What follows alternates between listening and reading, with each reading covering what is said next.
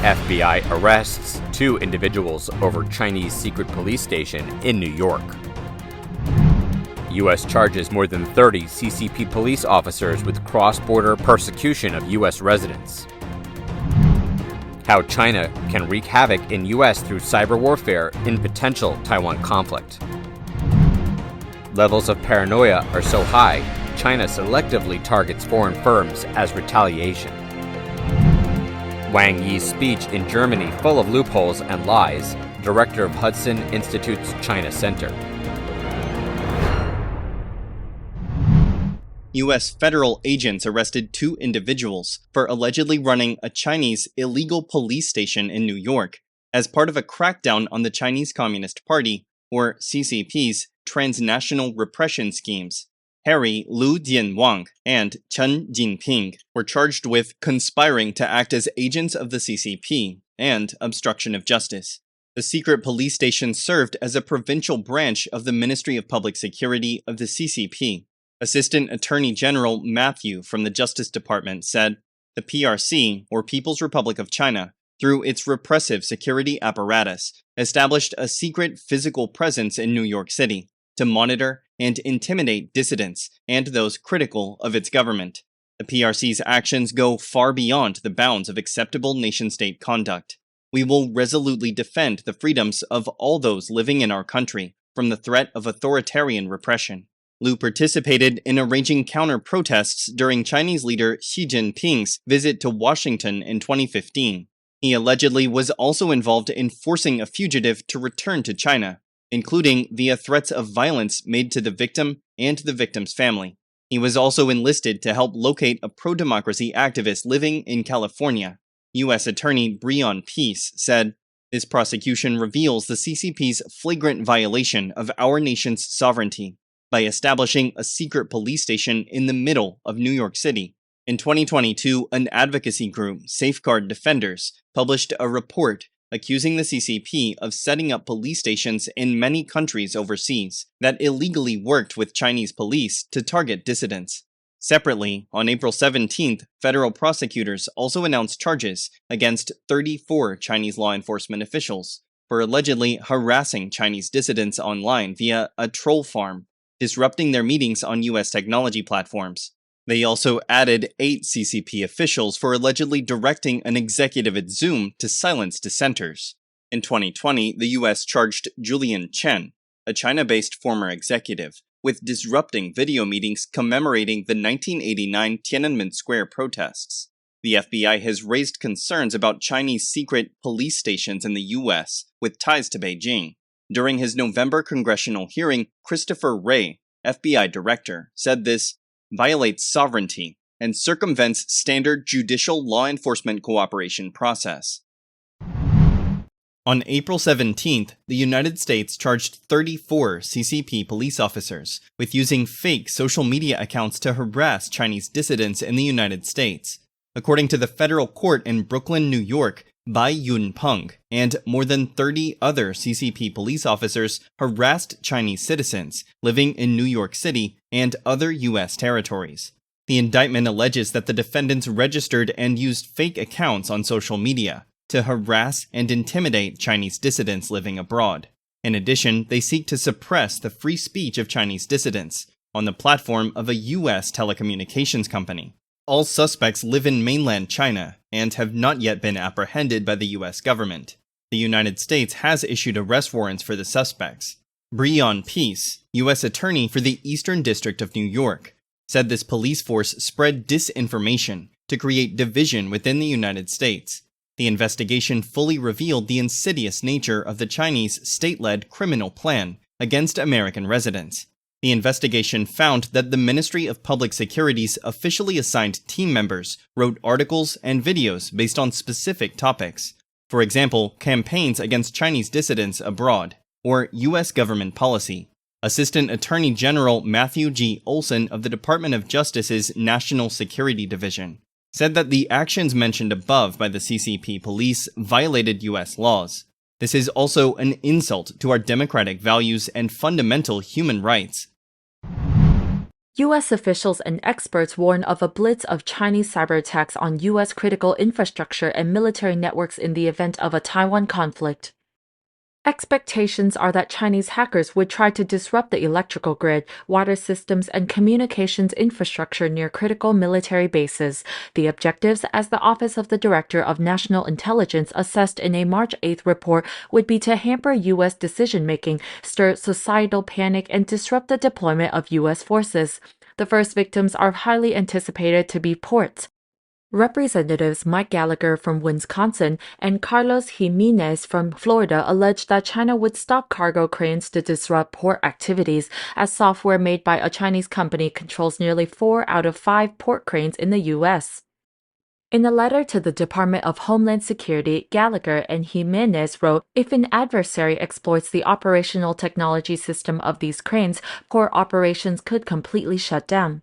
When the lawmakers simulated a Chinese invasion of Taiwan, a dilemma sprang up. They had to choose between defending networks critical to military deployment, safeguarding networks used for day-to-day life, or battling a widespread online disinformation campaign from China. They eventually decided to secure military networks but exposed other vital systems. Chinese hackers would target U.S. critical infrastructure such as electricity and fuel suppliers to create social chaos and societal division. One example is the significant ransomware attack on the East Coast gasoline supplier in 2021, temporarily leading to a gas shortage on long queues at the pump. Politico cited Jen Easterly, director at Cybersecurity and Infrastructure Security Agency, who said in February, "I think they, in the event that they would go after Taiwan, are going to want to make sure they affect the unity that has been forged between the U.S. and our international partners, the unity that has been forged within the U.S." China could pose a cyber threat to U.S. water systems, which are vulnerable and under-resourced. For example, in 2021, a hacker tried to poison the water supply of a Florida town by remotely increasing the amount of lye in the water treatment plant, but was stopped by an alert operator. Cyber strikes on the financial sector and companies that help prepare troops could also be part of China's strategy to hinder military operations. Politico added that it could also trigger chaos and weaken U.S. support for Taiwan. Mark Montgomery, executive director of the Cyberspace Solarium Commission, said a side effect would be that it impacts the resilience of your financial services. He also stated the Department of Defense, for military mobilization purposes, relies on the national critical infrastructure, power, water, transportation, even financial services. So to the degree that the national critical infrastructure is not ready, the military will be hampered. China is beginning to target Western interests in the nation after 5 years of US-led trade and tech restrictions. According to the Financial Times, Chinese authorities have imposed new sanctions on US defense contractors Lockheed Martin and Raytheon over the past 2 months. They have also started an investigation into US chipmaker Micron, raided US due diligence firm Mintz and detained local employees, detained a senior executive from Japan's Astellas Pharma Group, and fined Deloitte a record amount. According to an assessment by the Commerce Ministry, the administration of President Xi Jinping is reportedly considering restricting Western access to resources and technologies vital to the global auto sector. Beijing's response to what it has called a US-led technology blockade illustrates Xi's tactic of selectively going after businesses and sectors that pose minimal threat to China's interests. Paul Hanley, a former China advisor to US Presidents George W. Bush and Barack Obama, said, "China has not abandoned its strategy of restraint to shift to a new position of wide-ranging retaliation, but they're going to surgically select companies to demonstrate their frustration. However, the decision to conduct raids and imprison staff from foreign enterprises has raised the specter that China will escalate hostage diplomacy if relations with the West deteriorate." According to 2 sources from foreign risk consultant groups, the Mintz and Astellas examples have prompted an urgent examination of staff safety and the immediate cancellation of some travel arrangements to China. One said, "This has been a wake-up call for the industry." He added, "It is hard for the due diligence players. The levels of paranoia in China are so high." On April 15th, Wang Yi, director of the Chinese Communist Party CCP Central Foreign Affairs Office, met German Foreign Minister Annalena Baerbock. In this meeting, Wang Yi expressed that the CCP once supported the reunification of Germany, hoping Germany would also support the CCP's great cause of peaceful reunification. However, Miles Yu, director of the Hudson Institute's China Center, pointed out the mistake in Wang Yi's statement. According to China's Ministry of Foreign Affairs website, on April 15th in Beijing, the director of the Central Affairs Office, Wang Yi, met with German Foreign Minister Baerbock. During this time, Wang Yi introduced the CCP's foreign policy in detail to Baerbock. On the Taiwan issue, Wang Yi said the CCP had once supported the reunification of Germany. He hopes and believes Germany will also support the Chinese government with the great cause of peaceful unification. Wang Yi also said, Taiwan's return to China is an important part of the international order after World War II. Regarding Wang Yi's statement, Miles Yu, director of Hudson Institute's China Center and former China policy advisor of the former U.S. Secretary of State Mike Pompeo, pointed out the loopholes and the hypocritical nature of the CCP's foreign policy. Miles Yu posted on Twitter saying, in the past, China advocated the coexistence of East and West Germany, not the reunification of Germany. China supported the coexistence of East Germany and West Germany and both gave reciprocal diplomatic recognition.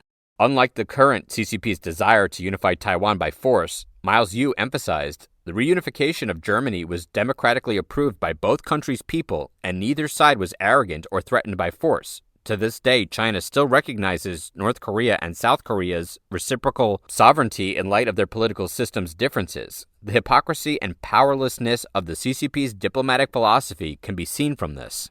Miles Yu previously wrote in detail analyzing the hypocritical nature behind the CCP's determination to take over Taiwan.